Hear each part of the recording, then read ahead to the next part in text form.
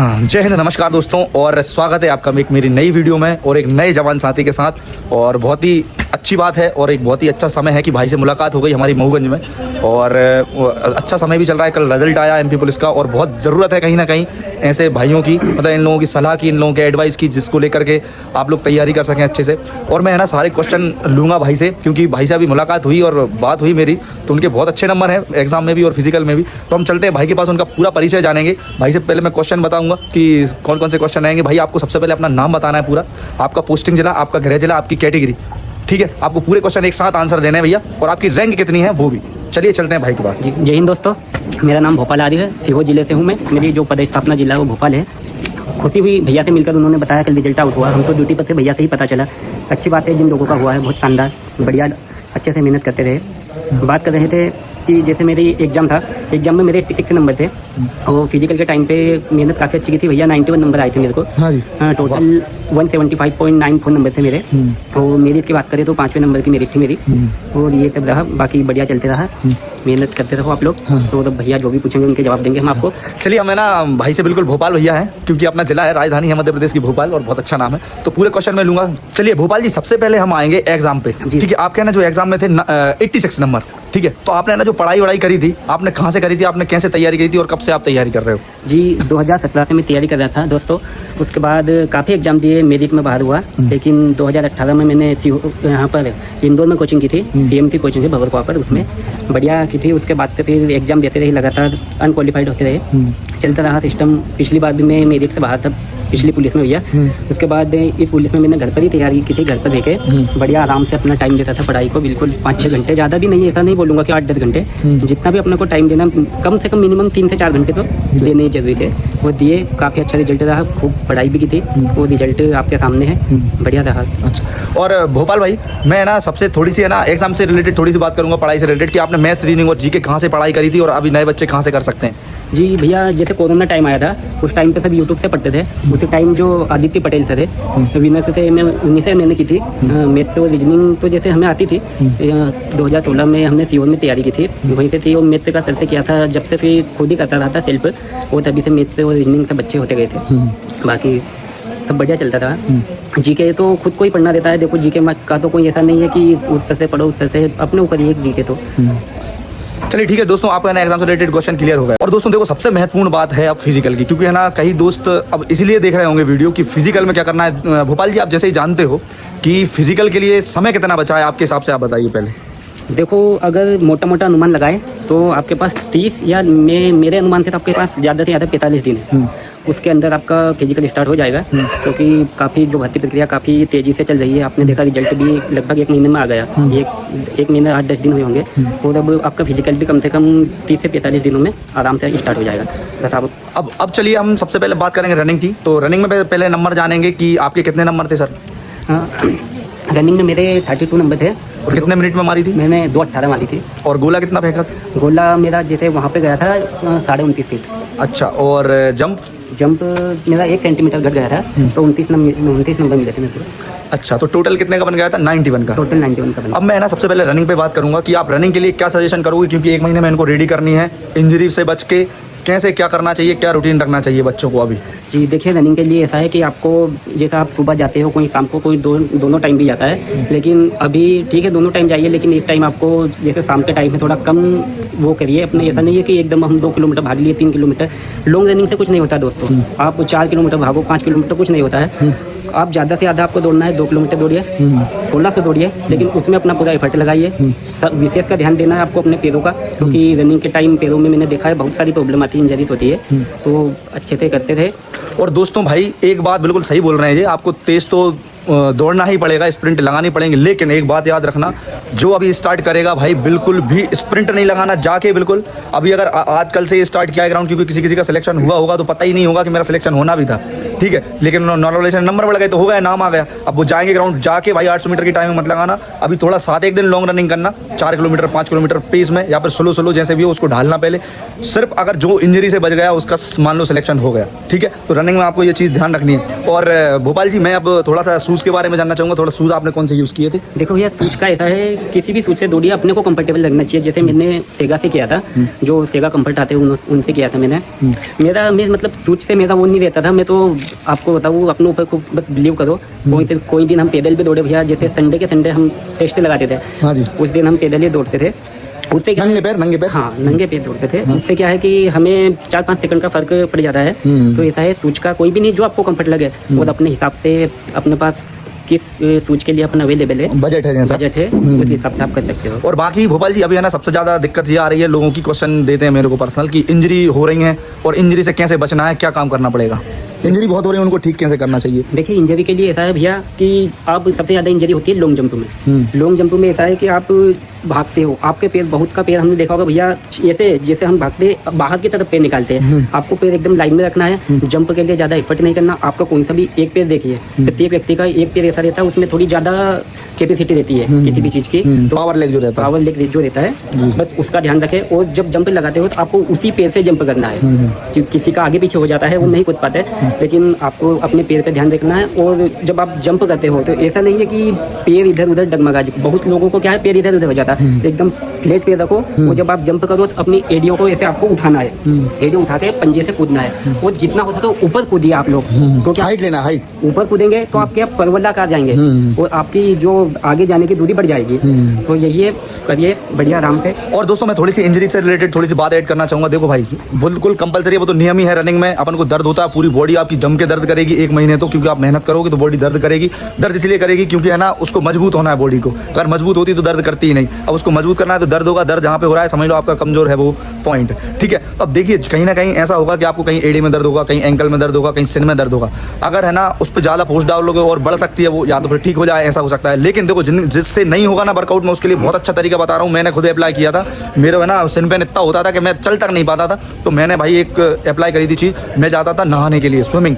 अगर आप भाई आधे 1 घंटे अभी 1 महीने कंटिन्यू स्विमिंग कर सकते हो डेली 1 घंटे, क्योंकि ना आपकी बॉडी बहुत तेज़ दर्द करेगी। तो आप कहीं स्विमिंग पूल देख लो, या फिर कोई नदी हो आपके पास, या फिर कोई नहर हो, आप वहाँ पे है ना नहाने के लिए जाओ भाई 1 घंटे, इतना मज़ा आएगा आपको, और इतनी रिलैक्स बॉडी होगी, आपका स्टेमिना बढ़ेगा। सबसे मेन बात है कि स्टेमिना बढ़ेगा, सांस फूलती है। आप है ना तैर के है ना आप स्प्रिंट उसमें लगा सकते हो पानी में। अगर आपको इंजरी है, आप दौड़ नहीं पा रहे हो, तो आप सिर्फ अगर आपने स्विमिंग करी ना, उससे बहुत ज़्यादा फर्क आएगा, आपकी बॉडी स्लिम होगी, आपका फैट कम होगा, ठीक है। तो आप ये काम कर सकते हो। ये मुझे बात बतानी थी महत्वपूर्ण, क्योंकि मैं बताया नहीं पाया था, तो इस वीडियो में मैंने आपको बता दी। भोपाल जी अब हम बात करेंगे थोड़ा गोले के विषय में। गोला आपने कितना फेंका था, फिर से मैं पूछूंगा। जी भैया गोला मेरा 29 गया था, और अच्छा। पॉइंट में कुछ था ऊपर। अच्छा, तो 30 नंबर का फेंका था। 30 नंबर का फेंका, ठीक है। तो अब मैं ना गोला, अब क्या करना चाहिए स्टूडेंट्स को? किसी का 20 फिट आ रहा होगा, किसी का 21 आ रहा होगा, और 1 महीना बस बचा है, क्या करना चाहिए बढ़ाने के लिए? देखिए दोस्तों गोले का ऐसा है कि गोला कोई शरीर के वेट पर भी निर्भर नहीं करता है। अब देखिए इनकी हाइट कितनी सी है यार, पूरा 30 फीट हाथ देख लीजिए मेरे, ये मतलब मैं जब तैयारी करता था 32 भैया जाता था मेरा गोला,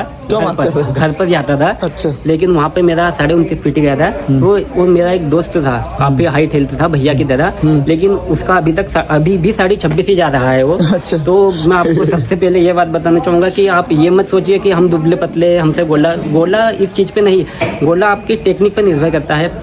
सबसे पहले आपको गोले में एक सेंटर पॉइंट ढूंढना है, क्योंकि गोल है उसमें हमने पढ़ा है वो द्रव्यमान भैया, एक सेंटर पॉइंट होता है, उसको ढूंढना है। आप जैसे ही गोले को हाथ पर रखेंगे, आप एक सेंटर ऐसा आएगा गोले का कि आप जहाँ पे ग्रिप हो जाएगा गोला। आपको लगेगा कि इसका सारा भार हमारे हाथ पर, और 1 नंबर पकड़ाएगा, ग्रिप रहेगी आपकी। जैसे आप यहाँ पर गोले को आपको यहाँ रखना है, बहुत सारे यहाँ पे रख के फेंकते हैं, कुछ नहीं होगा। गोला यहाँ पे रखिए बढ़िया, और आराम से हाथ को यहाँ पे लाना है आपको।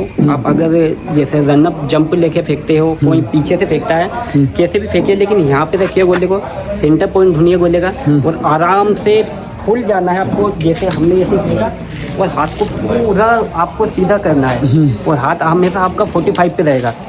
आप आराम से करिए। और ये जो बोलते हैं कि गोला नहीं जाएगा, तुम्हारी शरीर नहीं है, ताकत नहीं है, कुछ नहीं फर्क पड़ता गोले में भैया।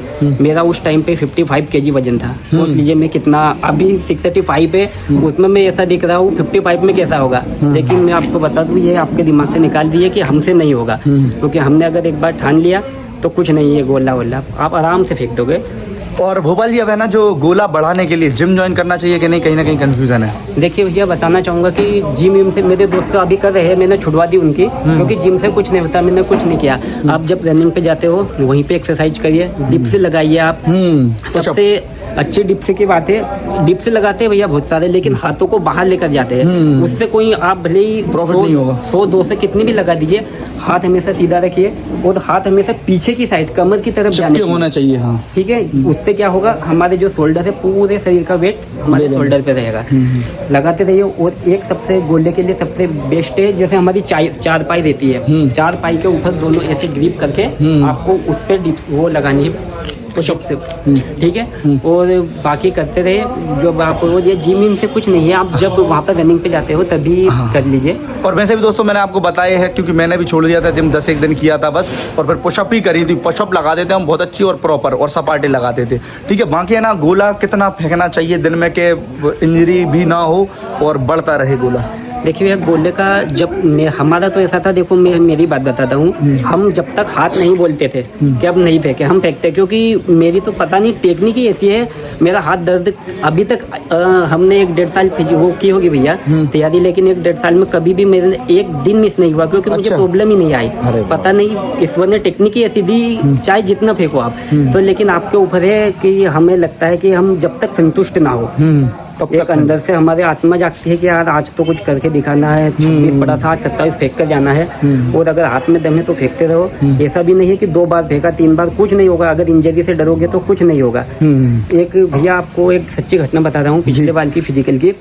मेरा दोस्त है अभी CRPF में ज्वाइन हुआ, 13% में दे चुका है। सामने खड़ा था, ठंड का सीजन था, अपना ओस आ जाती है, गीला था, मैं गोला फेंक रहा था, वो सामने था।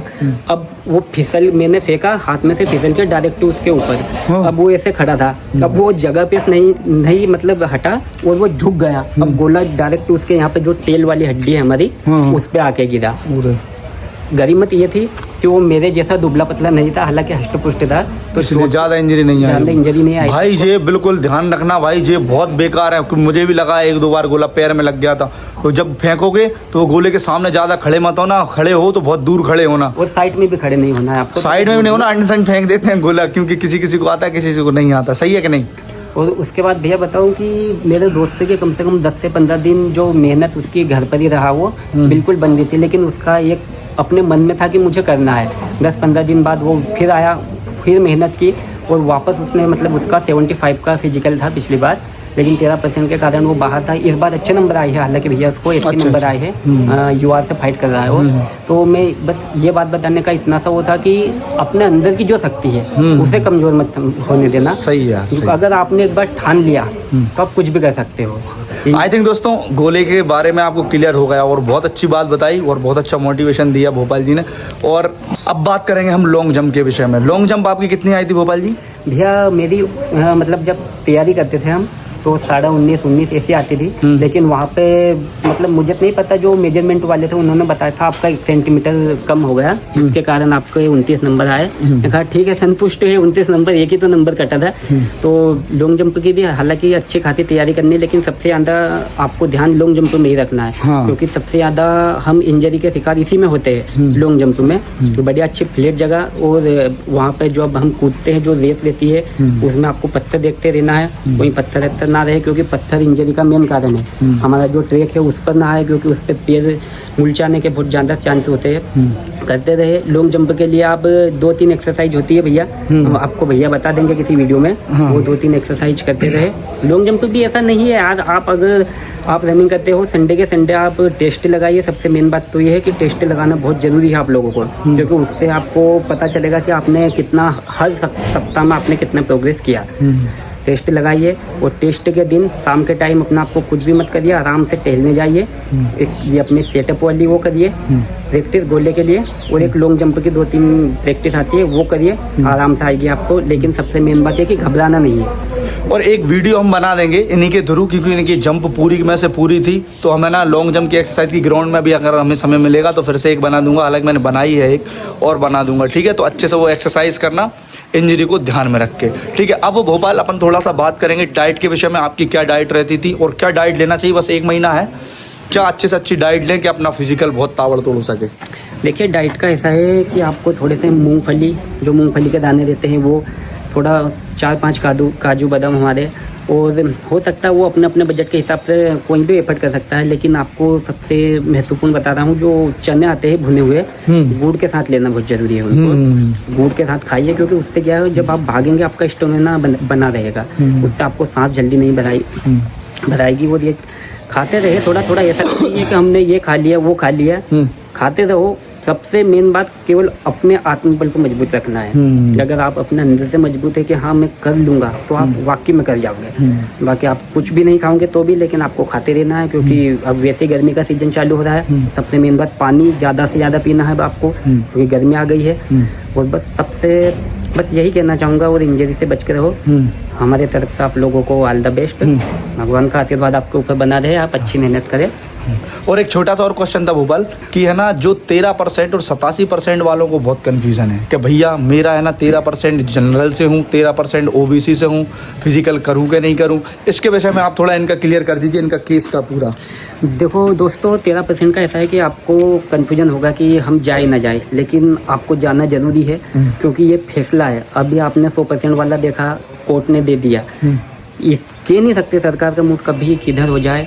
आपको देना है फिजिकल, तैयारी भी आपको वैसे ही 87% वाली करनी है कि हमें निकलना है, क्योंकि हो सकता है आज नहीं तो कल आपका हाई कोर्ट कुछ भी है फैसला सुना दे, सरकार अपने हिसाब से कुछ भी कर दे और आपका नाम हो जाए। आप नहीं दोगे, आपके साथ वाले दोगे, उनका हो जाएगा, फिर आप जिंदगी भर पछताओगे। तो क्यों पछताओ? अभी टाइम है तो मेहनत करो ना। अभी कौन सा आपको क्या करना है? सही बात। अब मेरा दोस्त है, वो 13% में था, दिया फिजिकल, वो जिसके ऊपर गोला पड़ा था वही दोस्त दिया, फिजिकल नहीं हुआ 13% में अभी भी, लेकिन वो सीआरपीएफ में ज्वाइन हो गया। अब एग्जाम दिया, इस बार उसको अच्छे नंबर आए, वो 87% में। अब फिर वापस तो उसका कॉन्फिडेंस है भैया, तो वो आएगा फिजिकल देने के लिए, बोल रहा है 1 महीने की छुट्टी लूँगा, मैंने कहा ले लेना। तो ऐसा है, आप जो 13% में, उनको भी फुल कॉन्फिडेंस से अपना जो फिजिकल देना है और अच्छी तैयारी करनी है, क्योंकि किस्मत आपके साथ है। 2-3 मेरे दोस्त हैं 13% में थे, और इस बार वो अपने 87% में है। फिजिकल पहले से उनका अच्छा है, और इस बार उनका टर्न है, इसलिए आपको कहना चाहूँगा आपको देना है। और बाकी थोड़ा सा भोपाल में जानना चाहूँगा कि आपके यहाँ जो मेडिकल हुआ था, कौन से डिस्ट्रिक्ट में हुआ था? हमारा भोपाल में हुआ था। अच्छा, तो कैसा क्या मेडिकल हुआ था? कोई समस्या आई थी? देखो मेडिकल में ऐसी कोई समस्या नहीं रहती, क्योंकि हर व्यक्ति अपना, हम अगर फिजिकल कर रहे हैं तो फिर फिट ही है हम। अगर हम फिट नहीं है तो फिर फिजिकली नहीं कर पाएंगे। इसलिए जो फिजिकल कर रहे हैं, जो फिजिकल पास है, उनको मेडिकल से डरने की कोई ज़रूरत नहीं है। और डॉक्यूमेंट्स में कोई समस्या आ सकती है? डॉक्यूमेंट्स में देखो ऐसे कोई समस्या नहीं, लेकिन जो हमारा आधार कार्ड अपडेट का है, उससे कुछ इशू आ सकते हैं। तो वो आप वहाँ बता दोगे सर को कि सर ये समस्या के कारण ये, तो कर लेंगे। क्योंकि मेरे खुद में भी जो सरनेम लगा हुआ था वो हटाया था मैंने। उसके बाद फ़ोटो अपडेट कराई थी, तो मैम ने पूछा था कि कब किया, मैंने कहा मैम 2017-18 में किया था ये। वो उन्होंने चेक भी किया, उन्होंने बोला चलो कोई बात नहीं है। लेकिन अगर जैसे हम ज़्यादा, वो तो अलग ही दिख जाते हैं भैया, कुछ ज़्यादा छेड़खानी करने वाले, तो आपको डरने की ज़रूरत नहीं। ना आपको मेडिकल में डरना है, ना आपको अपने जो डॉक्यूमेंट्स में डरना है। बस आपको अभी तो जो आपके सामने फिजिकल है, अब फिजिकल जी जान से लग जाइए फिजिकल में, और अच्छी मेहनत करिए। और बाकी है ना, मैं थोड़ा सा आपका क्यों वर्कआउट में बीच में नहीं पूछ पाया, तो थोड़ा सा मैं आपसे है ना वर्कआउट के विषय में पूछना चाहूँगा कि आपका सोमवार से शनिवार क्या वर्कआउट रहता था? आप जल्दी आप शॉर्ट में बता सकते हैं यहाँ पर, और क्या आप स्ट्रेचिंग करते थे, क्या करते थे सोमवार से शनिवार? देखिए सबसे पहले तो आपको जैसे सुबह जाते हैं थोड़ा बहुत 4-5 मिनट अपने शरीर को हिलाना डुलाना है, स्ट्रेचिंग करनी है, ताकि जो आपकी मांसपेशियाँ खुल जाए। उसके बाद अपनी रनिंग करनी है। ऐसा नहीं है, बहुत सारे लोग भैया पहले गोला फेंकते हैं, आपको हर एक चीज़ रनिंग के बाद ही करनी है। आपकी रनिंग कंप्लीट हो जाए उसके बाद आप लॉन्ग जंप करिए, गोला करिए। और जब शाम के टाइम भी अगर आप जाते हो, शाम को आपको दौड़ना नहीं है, आप टहलिए, 3-4 राउंड लगाइए। और शाम के टाइम आपको अपना विशेष ध्यान देना है अपने जो लॉन्ग जंप है उस पर, गोले पे। मंडे से सैटरडे तक आप ये करिए। और जो आपका संडे है उस दिन आपको टेस्ट लगाना है, वो लगाना ही है, अभी से लगाना। अगर आपने कल भी स्टार्ट किए तो भी लगाना है, क्योंकि आपको पता चलेगा कि हमारा जो फर्स्ट वीक था वो ऐसा गया, सेकंड वीक में इतना प्रोग्रेस किया, उसका आपका कॉन्फिडेंस बढ़ेगा।